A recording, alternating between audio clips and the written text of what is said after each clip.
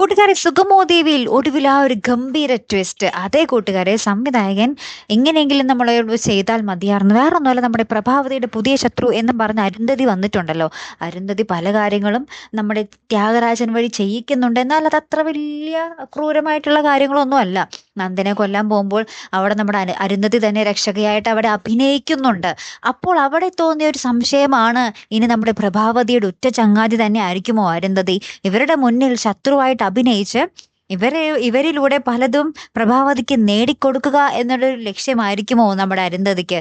ഇങ്ങനെ തങ്ങൾ ചതിക്കുകയാണെന്നുള്ള രീതിയിൽ നമ്മുടെ ത്യാഗരാജനെയൊക്കെ വിശ്വസിപ്പിച്ച് അവരിലൂടെ തന്നെ നമ്മുടെ ചന്ദ്രോത്ത് കുടുംബത്തെ രക്ഷിച്ചു കൊടുക്കുക എന്നുള്ളൊരു ലക്ഷ്യമായിരിക്കുമോ നമ്മുടെ അരുന്ധതിക്ക്? എന്നിട്ട് ഏറ്റവും ലാസ്റ്റ് നമ്മുടെ പ്രഭാവതി എല്ലാവരും നമ്മുടെ ചന്ദ്രോത്ത് വീടൊക്കെ ജയിച്ചിങ്ങനെ നിൽക്കുമ്പോൾ അരുന്ധതി വന്ന് നമ്മുടെ പ്രഭാവതിക്ക് കൈ കൊടുക്കുന്ന ഒരു അടിപൊളി മുഹൂർത്തങ്ങളാണെങ്കിൽ അത് കുറച്ചുകൂടെ പൊളിക്കും അല്ലേ? അല്ലെങ്കിൽ ഏത് നേരവും ഈ പുതിയ ശത്രുക്കൾ ഇങ്ങനെ വന്നുകൊണ്ടിരിക്കുമ്പോൾ അത് പ്രേക്ഷകർക്ക് ഒരു മടുപ്പാണ് സത്യത്തിൽ.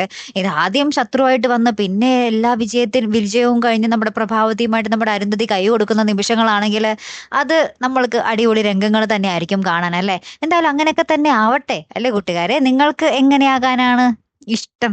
നമ്മുടെ പ്രഭാവതിയും അരുന്ധതിയും നേർക്ക് ഇങ്ങനെ പോരടിക്കാനാണോ, അല്ലെങ്കിൽ അവർ ഒന്നിച്ചു നിൽക്കാനാണോ നിങ്ങൾക്ക് ഇഷ്ടമെന്ന് കമന്റ് ചെയ്തേക്കണേ. എന്തായാലും മറക്കാതെ കാത്തിരുന്ന് തന്നെ കാണാം. അപ്പൊ അടുത്തൊരു വീഡിയോയുമായി വരുന്നത് വരയ്ക്കും ഗുഡ് ബൈ.